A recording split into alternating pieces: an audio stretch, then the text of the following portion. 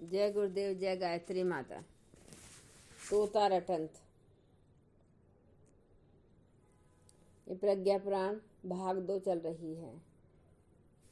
आगे गुरुदेव जी ने लिखा है कि तोता रटंत कुछ लोग वेश तो संतों का बना लेते हैं तथा शास्त्र ज्ञान की शेखी भी बघाड़ते हैं, पर देखने वाली बात यह है कि यथार्थ जीवन में वे संत बने हैं क्या। पालतू तोते को किसी ने पिंजड़े समेत एक संत के आश्रम में पहुंचा दिया। संत ने उसे मोक्ष का मार्ग बताया और नया वाक्य याद कराया, पिंजड़ा छोड़ो ऊंचे उड़ो। तोते ने ये शब्द रट लिए। एक दिन पिंजड़ा खुला रह गया। तोता खिड़की से बाहर सिर चमकाता और रटे हुए शब्दों को बोलता, पिंजड़ा छोड़ो ऊंचे उड़ो। आश्रम वासी इस कौतूहल को देख रहे थे। द्वार खुला है, उड़ने में कोई रोक नहीं, मंत्र भी याद है, फिर वह उड़ता क्यों नहीं, अपितु भीड़ को देखकर पिंजड़े के कोने में क्यों जा छिपा है। हंसते आश्रम वासियों के कौतूहल का समाधान करते हुए संत ने कहा, हम में भी तो अनेक ऐसी ही तोता रटंत करने वाले हैं। भक्ति का द्वार खुला होने पर भी बंधन से निकलने का प्रयास नहीं करते, उल्टे धार्मिकता का भ्रम और फैलाते रहते हैं। संत इब्राहिम की घबराहट। सूफी संत इब्राहिम ख्वास एक बार अपने शिष्य के साथ कहीं जा रहे थे। रास्ते में घना जंगल पड़ता था। वहां जंगली हिंस पशुओं का साम्राज्य था। संत एक वृक्ष के नीचे ध्यानवश होकर बैठ गए। शिष्य ने देखा सामने शेर आ रहा है। वह घबराकर भागा और पेड़ पर चढ़ गया। शेर आया, उसने संत के चारों ओर चक्कर लगाया, उनका शरीर सूंघा और चला गया। कुछ देर बाद ध्यान पूरा कर संत चले। शेष शिष्य भी उनके साथ हो गया। सहसा एक मच्छर ने संत को काट लिया। संत के मुंह से आह निकली। शिष्य विस्मित रह गया। उसने गुरु से पूछा, गुरुजी, शेर आया तब तो आप बिल्कुल नहीं घबराए और अब एक मच्छर के काटने से आह भर रहे हैं, वह क्या? संत बोले, तुझे पता नहीं, उस समय मेरे साथ परमात्मा थे इसलिए मैं अभय था, किंतु अब मेरा साथी तू है इसलिए मैं घबरा रहा हूँ। जब जब भी धर्म के नाम पर अनाचार व अनीति सीमा पार कर जाती है, मनीषी जनसाधारण में से ही उपजते एवं संघर्ष करते हुए सत्वृत्तियों की स्थापना करते हैं। मरने के बाद भी उनकी कीर्ति मिटती नहीं। वाल्टेयर महान। उन दिनों समूचे क्षेत्र में अनैतिकता और दुष्प्रवृत्तियों की भरमार थी। जिधर नजर उठाकर देखा जाए उधर ही अनाचारों का बोलबाला दिखता था। बालक वाल्टेयर जब काम चलाऊ पढ़ाई पढ़ चुके तो उनके पिता वकालत पढ़ाना चाहते थे, पर उसने निश्चय किया कि उस झूठ बोलने के धंधे में न पढ़कर व्यसन व्याप्त अनाचारों से लोहा लेंगे और बंदूक से असंख्य गुनी शक्तिशाली लेखनी के योद्धा बनेंगे। उन्हें अपना निश्चय किया, कार्यान्वित किया। परिवार का कहना न माना। वाल्टेयर ने 100 अति महत्वपूर्ण लेख और 300 के करीब शोध निबंध विश्व विषयों पर लिखे। जनता में विद्रोह की भावना उमड़ पड़ी और उनके साहित्य का भरपूर स्वागत हुआ, किंतु शासन को निहित स्वार्थ होकर वे सहन न हुए। जेल देश निकाला, आक्रमण बर्बादी आदि से उन्हें हताश करने का प्रयत्न किया गया, पर वे झुके नहीं। उन्हें नास्तिक घोषित किया गया। जब वे मरे तो कोई पादरी संस्कार कराने न आया। एक वीरान जगह में उन्हें गाड़ दिया गया। शासन ने जिस साहित्य को ढूंढ ढूंढ कर जला दिया था वह गुपचुप छपता रहा और लोगों द्वारा मनोयोग पूर्वक पढ़ा जाता रहा और छिपी चिंगारी ने दावानल बनकर फ्रांस में क्रांति करा दी। कब्र खोदकर उनकी अस्थियों का जुलूस निकाला गया, जिनमें 3 लाख जनता उपस्थित थी। अस्थियों पर शानदार स्मारक बनाया गया। दार्शनिक निश्चय ने उन्हें हंसता हुआ सिंह कहा। वेले ने कहा, वे युग के सड़े शरीर की चिकित्सा करने आए थे।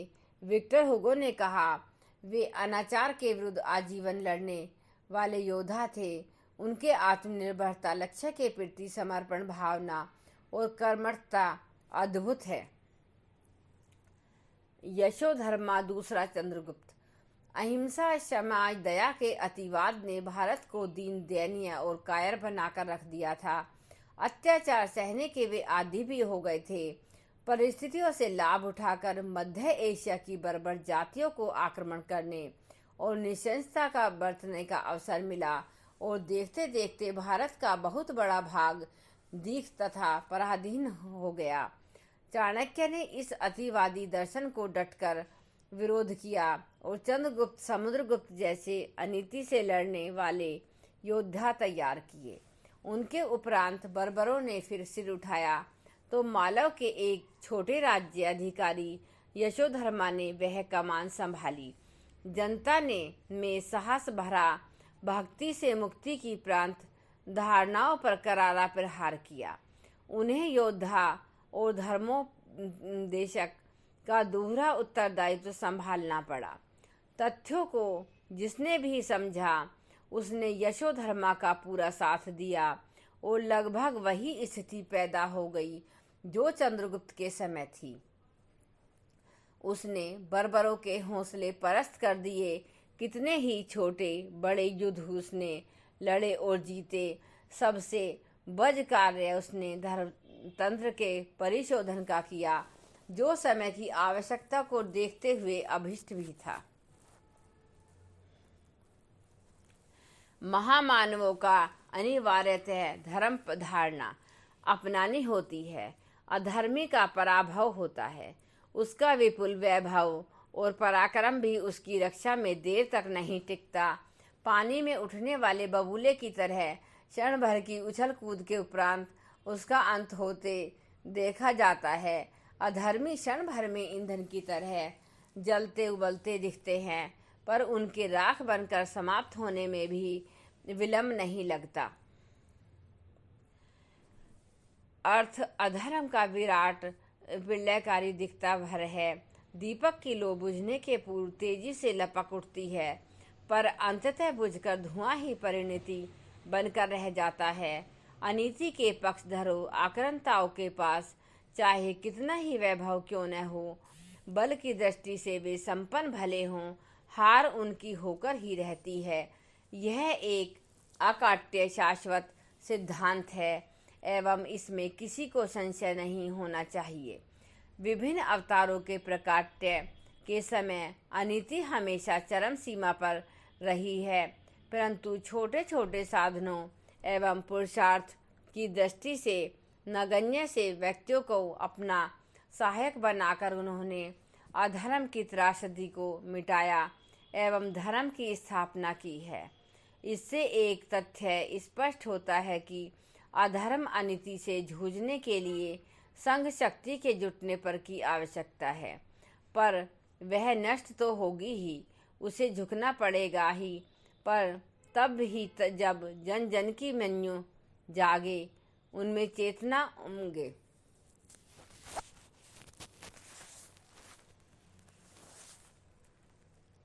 पराक्रमी चाणक्य। गुप्त काल में मगध में जन्मे चाणक्य बड़े मात्र भक्त और विद्या परायण थे। एक दिन उनकी माता रो रही थी। माता से कारण पूछा तो उसने कहा, तेरे अगले दांत राजा होने के लक्षण हैं। तू बड़ा होने पर राजा बनेगा तो तू मुझे भूल जाएगा। चाणक्य हंसते हुए बाहर गए और दोनों दांत तोड़ कर ले आए और बोले, अब ये लक्षण मिट गए। अब मैं तेरी सेवा में ही रहूंगा। तू आज्ञा देगी तो आगे चलकर राष्ट्र देवता की साधना करूंगा। बड़े होने पर चाणक्य पैदल चलकर तक्षशिला गए और वहां 24 वर्ष पढ़े। अध्यापकों की सेवा करने में वे इतना रस लेते थे कि उनके प्राण प्रिय बन गए। सभी ने उन्हें मन से पढ़ाया और अनेक विषयों में पारंगत बना दिया। लौटकर मगध आए तो उन्होंने एक पाठशाला चलाई और अनेक विद्यार्थी अपने सहयोगी बनाए।